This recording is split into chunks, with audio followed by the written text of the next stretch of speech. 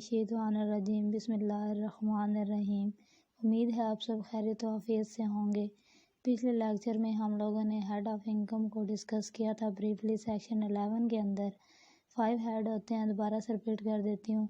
Income from salary, income from property, income from business, capital gain और income from other sources. तो अब हम इन्हें वन बाय वन करके जो है वो डिटेल के अंदर डिस्कस करेंगे इस लेक्चर के अंदर।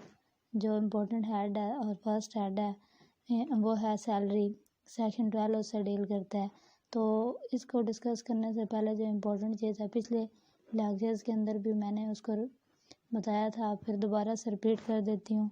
और सबसे इम्पोर्टेंट बात है वो जो एक इनकम टैक्स के स्टूडेंट के माइंड में आना ज़रूरी है। टैक्स जो है वो मंथली बेस के ऊपर नहीं देखा जाता, वो एनुअली बेस के ऊपर देखा जाता है। एनुअली जो है वो टैक्स पे किया जाता है। तो अब चलते हैं हेड की तरफ। फर्स्ट हेड जो है वो है सैलरी। सेक्शन 12 इससे डील करता है। पहले जो है इसके बारे में जो है वो शॉर्ट सा इंट्रोडक्शन दूंगी। पहले सैलरी इनकम टैक्स में छोटे छोटे मुख्तलिफ सब हेड में एग्जाम्प्टेड थी। एक हद तक हाउस रेंट अलाउंसेस और दूसरे बेनिफिट दिए जाते थे और सिर्फ बेसिक पे पर ही टैक्स दिया जाता था। लेकिन अब सारी चीज़ों को मिलाकर टोटल इनकम जो सैलरी से आती है उस पर 10% के हिसाब से सीधा जो है वो टैक्स लगा दिया जाता है। तो उम्मीद है आपको इस इंट्रोडक्शन की समझ आ गई होगी। अब आगे चलते हैं सेक्शन 1 की तरफ, सेक्शन 12 की क्लास 1 की तरफ। क्लास 1 में ये लिखा है कि यानी एक बंदा जो इनकम सैलरी से रिसीव कर रहा होता है सालाना, उसने उसके ऊपर टैक्स पे करना होता है सिवाय उस इनकम के जो एग्जाम्प्टेड होती है। तो यहाँ पे हम इनकम फ्रॉम सैलरी से बात कर रहे हैं। तो एग्जाम्पशन और डिडक्शन के बारे में तो पिछले लेक्चर में डिटेल से बताया था कि इनमें क्या डिफरेंस होता है। तो एग्जाम्पशन के बारे में दोबारा बता देती हूँ। एग्जाम्पशन जो होती है वो बुनियादी छूट होती है जिसके अंदर इनकम चार्जेबल टू टैक्स होती ही नहीं है। तो जो इनकम सैलरी से आती है उसके अंदर कितनी एग्जाम्पशन है, तो अगर एक बंदा 4 लाख तक कमा रहा है तो 4 लाख जो है उसके ऊपर उसको कोई टैक्स पे नहीं करना पड़ेगा, वो इनकम एग्जाम्प्टेड है। और अगर 4 लाख से जो इनकम सैलरी से हासिल कर रहा है एक शख्स सालाना तौर पे, अगर वो 4 लाख से ज़्यादा है तो फिर वो चार्जेबल टू टैक्स है। 4 लाख तक एग्जाम्प्टेड है और 4 लाख से ऊपर होगी तो वो चार्जेबल टू टैक्स है। लेकिन सम टाइम यूँ होता है कि जैसे कि टीचर्स वगैरह कंट्रैक्ट पे होते हैं, वो 4 लाख से कम कमा रहे थे लेकिन फिर भी टैक्स दे रहे होते हैं। तो उसकी क्या वजह है? हालांकि उन्होंने ऊपर बताया कि 4 लाख तक एग्जाम्प्टेड है। वो ये वजह है क्योंकि वो कहीं और सोर्सेज से भी कमा रहे होते हैं, इस वजह से वो उसके ऊपर जो है वो सारा जो है वो इकट्ठा करके तब टैक्स पे किया जाता है। तो क्लास 2 के अंदर उन्होंने बताया कि सैलरी क्या है। सैलरी की डेफिनेशन की गई है। सैलरी कोई भी अमाउंट होती है जो एम्प्लॉयर से रिसीव कर रहा होता है जब वो उसके पास जो है वो जॉब कर रहा होता है एम्प्लॉयमेंट में। तो सैलरी के लिए जो है वो एम्प्लॉयर और एम्प्लॉय के दरमियान जो गुड रिलेशनशिप डेवलप होना ज़रूरी है, तभी उसको सैलरी कहा जाएगा। उसके बाद उन्होंने ये बताया कि सैलरी जो है वो रेवेन्यू की सूरत में भी हो सकती है या कैपिटल नेचर की फॉर्म में भी। तो यहाँ पे कैपिटल नेचर का मतलब है बेनिफिट, ये कार की फॉर्म में भी हो सकता है, घर की भी, और कहीं दूसरे अलाउंसेस की फॉर्म में भी हो सकता है। तो कैपिटल नेचर की आपको समझ आ गई होगी। उसके बाद उन्होंने ये बताया कि यानी सैलरी, यहाँ पे कुछ ऐसी चीज़ें हैं जो सैलरी का पार्ट हैं और कुछ चीज़ें जो सैलरी का पार्ट नहीं है। और जो सैलरी का पार्ट है वो जो है वो चार्जेबल टू टैक्स है और जो नहीं है वो चार्जेबल टू टैक्स नहीं है। तो यहाँ पे बताया गया क्लास ए के अंदर, क्लास 2 की सब क्लास ए के अंदर कि सैलरी के अंदर कोई भी पे है, वेजेस हैं, रिमूनरेशन है। रिमूनरेशन का मतलब है मुआवजा, ओवर टाइम पेमेंट है, बोनस है, कमीशन है, फीस है, ग्रेट्युटी है। ग्रेट्युटी का मतलब टेक्निकल जो मीनिंग है वो है कीमत कदर, यानी किसी भी किस्म का बेनिफिट जो हम हासिल करते हैं उसको ग्रेट्युटी कहते हैं। उसके बाद अनप्लीजेंट सर्कमस्टांसेस के अंदर वर्किंग करने से पर जो तनख्वाह मिलती है इजाफी, वो भी सैलरी का हिस्सा है और चार्जेबल टू टैक्स है। यानी जो भी सैलरी का हिस्सा होगी अमाउंट वो चार्जेबल टू टैक्स होगी। तो हमारे पास रिसेंटली एग्जांपल है इसकी अनप्लीजेंट सर्कमस्टांसेस के अंदर वर्क करने की, जैसे कोरोना वायरस के अंदर जो है वो डॉक्टर वगैरह जो इजाफी जो है वो काम करते हैं तो इजाफी तनख्वाह उन्हें मिलती है, तो वो उसके ऊपर वो भी उनकी सैलरी का पार्ट होगी, इसलिए वो चार्जेबल टू टैक्स है। اس کے علاوہ یہ کلاس بی کے اندر بتایا گیا ہے کوئی بھی پرکوزٹس.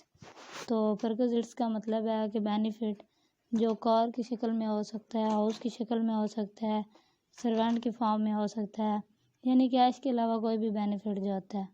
اس کے علاوہ کلاس سی کے اندر بتایا گیا ہے کوئی بھی اماؤنٹ جو الاؤنسز کی فارم میں دی جاتی ہے، یعنی کہ کاسٹ آف لیونگ ہے، سبسسٹنٹ ہے، رینٹ ہے، یوٹیلائز ایجوکیشن، یہ ساری چیزیں جو ہیں یہ بھی سیلری کا حصہ ہوں گے، یہ الاؤنسز بھی، اور یہ بھی انکم چارجیبل ٹو ٹیکس ہوگی. جیسا کہ ایئر فورس کے آفیسرز ہیں تو انہیں وہ ان کو جتنی بھی یا جو فورسز کے آفیسر ہوں گے انہیں جتنی بھی فیسلٹیز وغیرہ دی جاتی ہیں ان کے بچوں کو ایجوکیشن وغیرہ کی، وہ ساری جو ہوتی ہیں وہ ان کے انکم کا حصہ ہوتی ہے اور وہ چارجیبل ٹو ٹیکس ہوتی ہے.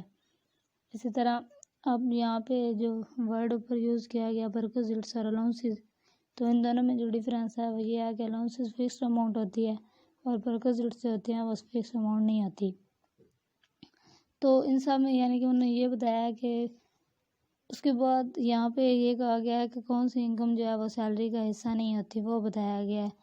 تو وہ سہولیات جو ذاتی سہولت کے طور پر دی جائیں وہ سیلری کہلاتی ہیں، یعنی پرائیویٹ یوز کے لیے جو فیسلٹیز پرووائڈ کی جائے، اور جو فیسلٹیز وغیرہ جو ہیں آفس وغیرہ کے کام کے لیے دی جاتی ہیں وہ سیلری میں انکلوڈ نہیں ہوتی. جیسے کہ اس میں اگزامپل ہے کہ وہ تمام کنوینس جو ہیں وہ آفس سے گھر اور گھر سے آفس آنے کے لیے دی جاتی ہیں، وہ سیلری کا پارٹ نہیں ہوتی. مطلب یہاں پہ لکھا ہے کہ جو اماؤنٹ ری امبرسڈ ہو جاتی ہے، تو ری امبرسڈ کا مطلب یہ ہے کہ جو ریٹرن ہو جاتی ہے امپلائی کو. مطلب اس کے ایک ایگزامپل ہے کہ ایک آفیسر جو ہے وہ کسی آفس کے کام کے لیے باہر جاتا ہے اور گاڑی میں پیٹرول وغیرہ ڈلواتا ہے، تو اس کے پیسے جو ہیں اس کو ری امبرسڈ ہو جائیں گے، واپس ہو جائیں گے، یعنی وہ سیلری کا حصہ نہیں ہوتے. تو اسی طرح آگے کلاس ای کے اندر جو بتایا گیا، کلاس ای کے اندر جو سیلری کا حصہ نہیں ہوتے وہ اس کے اوپر ٹیکس بھی پے نہیں کیا جائے گا.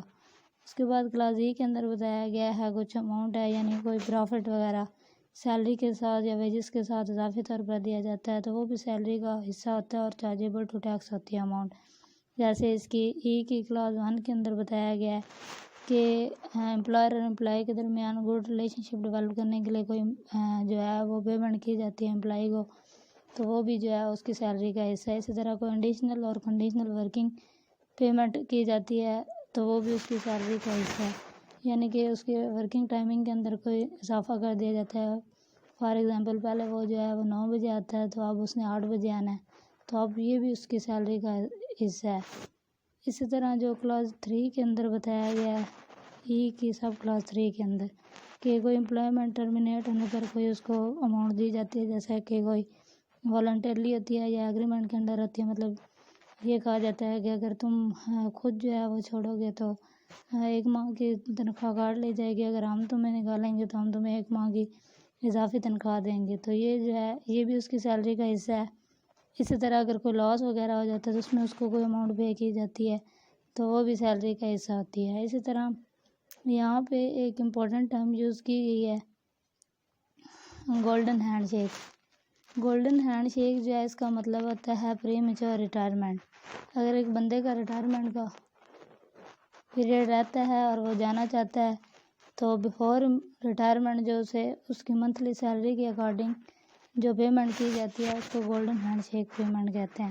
تو اس کے اس ورڈنگ میں یوں سمجھاتی ہوں کہ جہاں پہ دونوں پارٹیز جو ہیں وہ ایک ہی پوائنٹ کے اوپر اگر ان کے درمیان سیٹلمنٹ ہو جاتی ہیں، وہ ایگری ہو جاتی ہیں، تو اس کو گولڈن ہینڈ شیک پیمنٹ کہتے ہیں. فار ایگزامپل ایک بندہ جو ہے اس کی جو منتھلی پیمنٹ ہے وہ 50,000 ہے اور اس کو یہ کہا جاتا ہے کہ اس کے ریٹائرمنٹ کا بھی جو ہے وہ پیریڈ رہتا ہے، اس کو یہ کہا جاتا ہے کہ ہم تمہیں منتھلی پیمنٹ جو 45,000 کے حساب سے دیتے ہیں جتنا رہ گیا، تو تم جو ہے وہ ریٹائرمنٹ لے لو. تو اگر وہ ایگری ہو جاتا ہے، یعنی دونوں پارٹی ایگری ہو گئیں، تو اس کو گولڈن ہینڈ شیک پیمنٹ کہا جاتا ہے.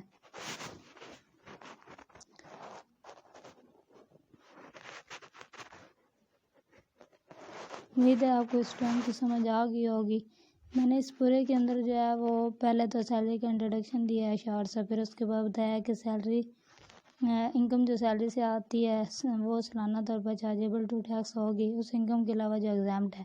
ایگزامشن کا میننگ بتایا اور ایگزامٹیڈ کتنی ہے انکم جو سیلری سے آتی ہے اس کے بارے میں بتایا. اس کے بعد کلاس 2 کے اندر جو ہے وہ کلاس 2 کے اندر بتایا گیا ہے کہ سیلری کیا ہے.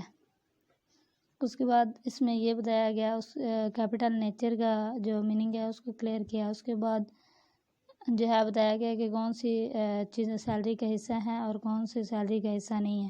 Class A B C D E اسی چیز سے کنیکٹ کرتی ہیں. اور اس کے بعد اس کے اندر جو امپورٹنٹ ٹرم یوز ہو رہی ہے ریمبرسڈ کی یعنی ریٹرن کرنا، اور اس کے بعد آ جاتا ہے گولڈن ہینڈ شیک. تو اس چیز کے بارے میں نے آپ کو بتایا. امید ہے آپ کو اس کو سمجھ آ گئی ہوگی. اس کے بعد کلاس ایف کی طرف چلتے ہیں. کلاس ایف کے اندر جو ہے وہ بتایا گیا ہے پروویڈنٹ فنڈ کے بارے میں. تو اس میں اب یہ چیز بتائی گئی ہے کہ جو امپلائر اس میں کنٹریبیوشن کرتا ہے جتنی اماؤنٹ جس اماؤنٹ کے حد تک، تو وہ تو سیلری کا پارٹ ہوتی ہے، وہ چارجیبل ٹو ٹیکس ہوتی ہے. لیکن جتنا امپلائی کنٹریبیوشن کرتا ہے جس اماؤنٹ کی حد تک، وہ چارجیبل ٹو ٹیکس نہیں ہوتی. تو یہاں پر اس کو جو ہے وہ ایک ایگزامپل سے سمجھایا گیا ہے. فار ایگزامپل جو ہے وہ 100 روپیہ جو منتھلی بیسس پر جو ہے وہ پروویڈنٹ فنڈ کے اندر جاتا ہے، تو 40 روپیہ جو ہے وہ امپلائی کی کنٹریبیوشن ہے، اور جو 60 روپے ہے وہ امپلائر کی کنٹریبیوشن ہے. تو جو 40 ہے وہ سیلری کا پارٹ نہیں ہے، اور جو 60 ہے وہ سیلری کا پارٹ ہے، اور جو سیلری کا پارٹ ہے وہ چارجیبل ٹو ٹیکس ہے. 40 روپے جو سیلری کا پارٹ نہیں ہے، اس لیے وہ چارجیبل ٹو ٹیکس نہیں ہے، کیونکہ وہ جو یعنی کہ جب وہ اس نے امپلائی نے کنٹریبیوشن کی تھی تو وہ اس نے اس کے اوپر جو ہے وہ ٹیکس کٹوانے کے بعد ہی جو ہے وہ پروویڈنٹ فنڈ میں دیا تھا، تو اس لیے وہ چارجیبل ٹو ٹیکس نہیں ہے. تو اب فار ایگزامپل ٹوٹل جو ہے وہ 60,000 بنتا ہے پروویڈنٹ فنڈ. اس میں سے جو 40% کے حساب سے اگر نکالیں تو 24,000 جو ہے وہ امپلائی کی کنٹریبیوشن ہے، اور 36,000 جو ہے وہ امپلائر کی کنٹریبیوشن ہے. تو اب جو 24,000 ہے اس کے اوپر جو ہے وہ کیونکہ اب سیلری کا پارٹ ہی نہیں ہے، تو اس لیے وہ چارجیبل ٹو ٹیکس نہیں ہے، کیونکہ امپلائی نے وہ اپنی جیب سے جو ہے وہ ٹیکس کٹوانے کے بعد دیا تھا. لیکن 36,000 کیونکہ امپلائر نے وہ ڈالا ہوا ہے پروویڈنٹ فنڈ کے اندر، تو وہ سیلری کا پارٹ ہے اور وہ چارجیبل ٹو ٹیکس بھی ہے. تو اب اس کے اوپر جو 36,000 ہوگا اس کے اوپر کیونکہ جو انکم سیلری سے آ رہی ہوتی ہے اس کے اوپر 10% کے حساب سے جو ہے وہ ٹیکس لگتا ہے، تو اس کے اوپر 10% کے حساب سے جو ہے وہ ٹیکس لگا دیا جائے گا. یعنی کہ 10% کے حساب سے لگایا جائے تو اس کے اندر سے وہ اتنی اماؤنٹ جو ہے وہ نکال کے اس کے بعد جو بچے گی وہ اس کو ملے گی امپلائی کو. تو امید ہے آپ کو لیکچر کی سمجھ آ گئی ہوگی. اگر کوئی کسی چیز کی سمجھ نہیں آئی تو آپ کمنٹ باکس کے اندر کمنٹ کر کے بتا سکتے ہیں. انشاءاللہ میں اس کو آپ کو سمجھانے کی بھرپور کوشش کروں گی. اللہ حافظ.